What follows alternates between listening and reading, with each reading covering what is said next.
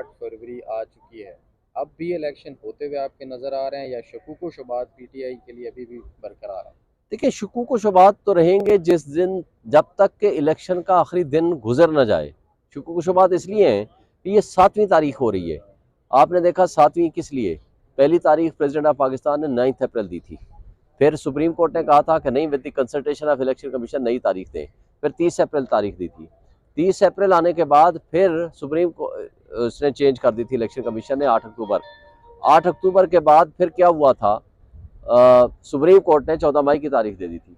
14 मई पे भी नहीं हुआ, 9 अप्रैल को भी नहीं हुआ, 30 अप्रैल को भी नहीं हुआ। पाकिस्तान ने 6 नवंबर की तारीख दे दी। फिर 6 नवंबर वाली तारीख भी नहीं हुई। ईसीपी खुद कहता था कि हम जनाब जनवरी में कराएंगे। अब जनवरी की बजाय ये 11 फरवरी का कल कह गए और अब 8 फरवरी है। अब हम होप रखते हैं कि ये हो जाए, क्योंकि अगर सुप्रीम कोर्ट के हुक्म के बावजूद उन्होंने इलेक्शन नहीं कराया तो मैं समझता हूँ कि एक शुक्र शुबात तो फिर भी रहता है। हाँ, अब अगर नहीं होगा तो मेरा ख्याल है कंटेम्प्ट की तरफ जाएंगे, लेकिन मैं ये समझता हूँ कि ये तो नेक शुगून है कि डेट आ गई है, लेकिन जब तक उन किरदारों का तयन नहीं होगा जिन्होंने इसको डिले किया, उस वक्त तक आप इस मुल्क को सही ट्रैक पे नहीं चढ़ा सकते। कुछ किरदारों का कल तस्करा भी हुआ, सदर आरिफ अलवी साहब का बार बार जिक्र किया गया। पठान तरीक़िन साहब भी इस हवाले से नाखुश थी सदर आरिफ अलवी से कि उन्होंने डेट सिर्फ तजवीज़ दी है, अनाउंस कर देनी चाहिए थी। और वो क्या इसी कश्मकश में रहे कि शायद उनके पास इख्तियार है नहीं है, या उन्हें ऑलरेडी पता था इख्तियार है लेकिन वो जाना नहीं चाह रहे थे इलेक्शन की तारीख देने के लिए? देखें, पहली बात तो यह है कि सदर पाकिस्तान ने 9 अप्रैल डेट दी थी। क्या अंजाम हुआ? इलेक्शन कमीशन ने उठा के फेंक दी। फिर सुप्रीम कोर्ट के हुक्म पे प्रेसिडेंट ऑफ पाकिस्तान ने तारीख दी थी 30 अप्रैल। उसके बाद उसको वन साइडेड इलेक्शन कमीशन ने 8 अक्टूबर की डेट दे दी। फिर सुप्रीम कोर्ट ने खुद 14 मई की डेट दी, उसको इलेक्शन कमीशन ने उठा के फेंक दिया और तमाम पीडीएम की जमातों ने उसकी तस्दीक की, जजेस का मजाक उड़ाया और यहाँ खड़े होकर कंटेनर्स यहाँ ले आए और गालियां दी गई सुप्रीम कोर्ट के जजेस को। फिर आपने आगे देखा क्या हुआ। उसके बाद सदर पाकिस्तान ने 6 नवंबर की तारीख प्रपोज कर दी थी।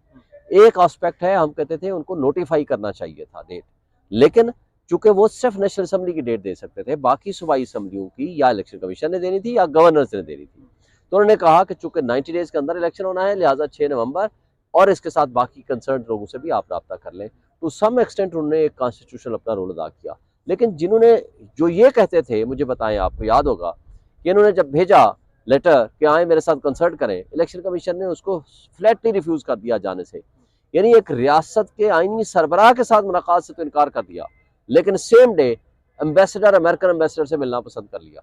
तो आज तो फिर गए हैं, उस वक्त क्यों नहीं गए? और पूरी पीडीएम की जमातें क्या कहती थी कि सदर पाकिस्तान अपने आईनी हुदूद से बाहर होकर काम कर रहे हैं, इनके खिलाफ अब एक्शन लेंगे और इनको रिजाइन करना चाहिए।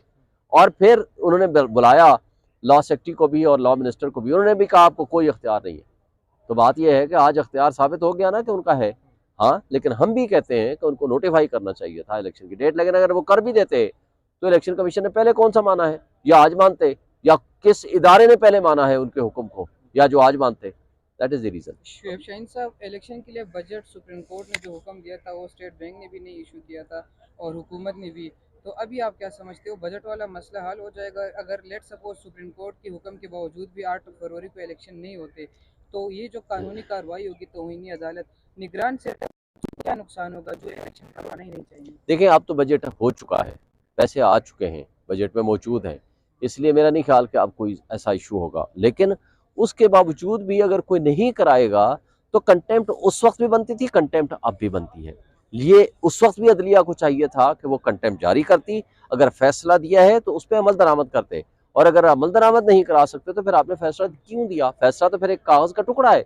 लेकिन एक बात जहन में रखें, फैजाबाद धरना केस अगर 5 साल या 4 साल बाद अगर उन किरदारों का तयन हो सकता है, उनके खिलाफ एक्शन हो सकता है, तो इसमें भी, इस केस में भी देखें, बात यह है कि अगर ये प्रेसिडेंट सेट हो जाता है कि 13 महीने बाद इलेक्शन करा लो या 6 महीने बाद इलेक्शन करा लो, तो फिर अगला जो इलेक्शन आएगा क्या गारंटी होगी 2 साल या 3 साल बाद इलेक्शन हो या 10 साल बाद इलेक्शन हो?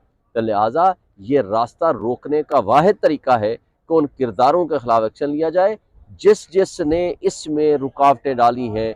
और असल तो रुकावटें पिछली हैं, ये भी तो है ही है, लेकिन जो 11-10 महीने से बैठे हुए हैं उसके बारे में असल तो काम करना चाहिए, सुप्रीम कोर्ट को नोटिस लेना चाहिए। वो फैसले तो आज भी मौजूद हैं उनके बारे में। अच्छा, फैसले को आप छोड़ दें, मुझे बताएं आइन के तहत वो पाबंद हैं, उनके लिए तो कोई डिलिमिटेशन का झगड़ा नहीं था, उन्हें क्यों नहीं इलेक्शन कराए?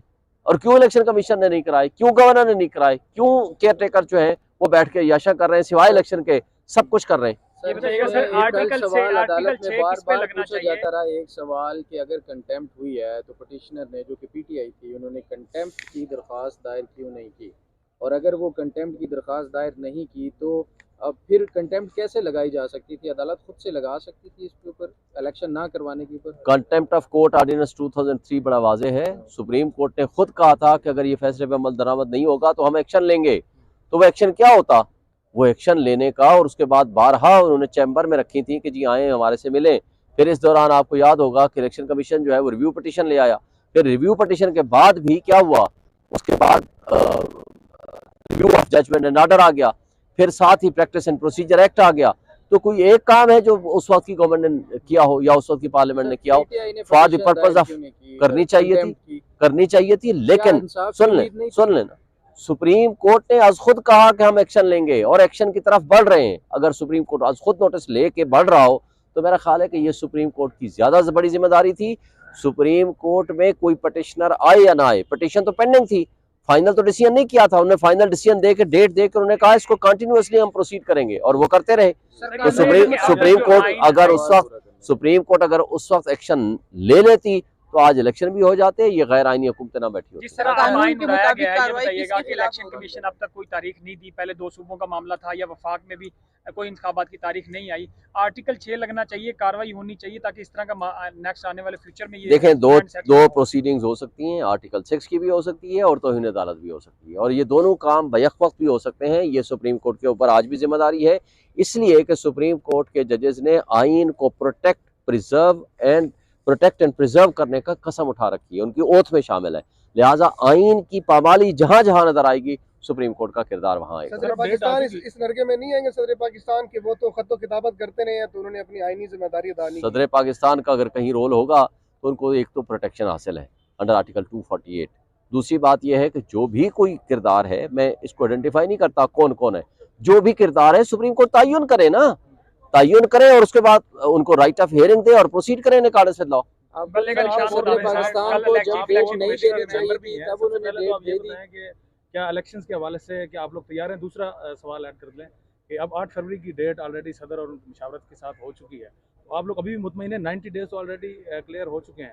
और तीसरा भी आप सवाल चलो इसी में ऐड कर लें कि जो अपोजिशन लीडर हैं राजा रियाज, उनके पास और राना सनाउल्लाह के पास ऐसी कौन सी चिड़िया थी जिन्होंने पहले ही तारीख का ऐलान कर दिया था कि ये इस तारीख को इलेक्शन होंगे? और पाकिस्तान तरीके से देखें, उनके पास जो चिड़िया है वो है कि क्योंकि वो मिली भगत है उनकी, इदारे सारे, एस्टेब्लिशमेंट और आपकी इलेक्शन कमीशन, ये सब वन पेज पे हैं, इसलिए कि ये एक दूसरे को मुशावरत करके तय करते हैं। और ये अभी भी अगर सुप्रीम कोर्ट की इन्वॉल्वमेंट सीरियसली ना हुई तो इन्होंने इलेक्शन फिर भी नहीं कराने, इसलिए इनको नजर आ रहा है कि पॉलिटिकल साइड पे ये मुकाबला नहीं कर सकते पीटीआई का। दूसरा सवाल कि क्या इलेक्शन लड़ेंगे? बिल्कुल, हर हल्के से इंशाल्लाह हम इलेक्शन लड़ेंगे पीटीआई, किसी किस्म का कोई हमें कोई काम नहीं। इलेक्शन कमिश्नर ने सहाफियों से गुफ्तगू में कहा कि बल्ले का निशान बैलेट पेपर पे होगा। उन्होंने तहरीक इंसाफ का भी इमरान खान से शिकवा किया कि मैं एक वक्त में उनका फ़ैन था, उन्होंने जल्दी की। कुछ लोगों को यकीन दहानियाँ कराई गई थी जो इस्तेकाम पार्टी में गए कि बल्ले का निशान नहीं होगा, लिहाजा वो पार्टी छोड़ दें। बड़ी एक खलबली मची हुई है, इसको कैसे देख रहे हैं आप? देखिए, इलेक्शन कमीशन ने फैसला अगस्त में अनाउंस किया था कि बल्ले का निशान रहेगा, लेकिन अभी तक लिख के नहीं दिया। अब हम बारहा दरखास्त दे चुके हैं कि हमें फैसले की कॉपी दें, तो फैसले की कॉपी ना देने का मतलब ये है कि उनके ऊपर कोई प्रेशर है। तो हम उनसे मुतालबा करते हैं कि आप आइन के मुताबिक एक आइनी सरबराह हैं, आइनी इदारे के सरबराह हैं, आपको ये चीज़ें नहीं करनी चाहिए। जो कुछ आपके ऊपर अगर प्रेशर्स आते भी हैं, आपको आइन और कानून की बालादस्ती के लिए अपना रोल अदा करना चाहिए। एक सवाल आखिरी ये बताइएगा, फ्यूचर में अगर इंतखाबात नहीं होते तो किसी बावर्दी शख्स को पाकिस्तान के चीफ एग्जीक्यूटिव देख रहे हैं आप?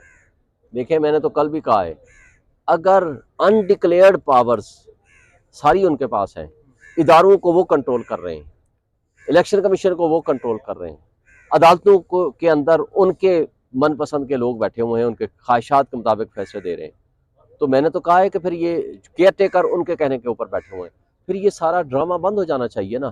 फिर ड्रामा आज प्रैक्टिकली आइन है लेकिन मुअत्तल है, प्रैक्टिकली मुअत्तल है, कागजों में आइन है। आपके बुनियादी हुकूक कागजों में मौजूद है लेकिन प्रैक्टिकली मुअत्तल है। आपके यहाँ जमहूरियत बाजार है लेकिन एक्चुअली नहीं है। तो अगर ये सारा हमने ड्रामा रचा के मुल्क के इकोनॉमी में तबाही मचानी है, तो फिर ठीक है, फिर ड्रामा ना रचाएं, फिर उन्हीं को दे दें। लेकिन कोई तहजीब याफ्ता सिविलाइज्ड मुल्क में ये ड्रामे नहीं चलते। आइन और कानून के बगैर ना मुल्क में सरमायाकारी आती है, ना मुल्क ठीक तरीके से चल सकता है, ना इस मुल्क को आप सही ट्रैक पे खड़ा कर सकते हैं, चला सकते हैं। आज आपने लम्स यूनिवर्सिटी का स्टाइल देख लिया। पाकिस्तान का यूथ जो आज हमारा वोटर है, 50% यूथ है। आज आप यूथ को जोर जबरदस्ती और डंडे के जोर पे उनके नजरियात नहीं तब्दील कर सकते। और अगर डंडे के जोर पे नजरियात तब्दील करने की कोशिश करेंगे तो उसका नुकसान आपकी रियासत को होगा, आपके इदारों को होगा, आपके मुल्क को होगा। ना यहाँ कोई सरमायाकार आएगा, ना आपके ओवरसीज आपके पाकिस्तान में पैसा लेकर आएंगे। मुझे बताएं कि अगर जरदारी साहब और नवाज शरीफ साहब सिर्फ अपनी अपनी प्रॉपर्टीज और अपना पैसा इस मुल्क में ले आए तो ₹50 पे आ जाएगा।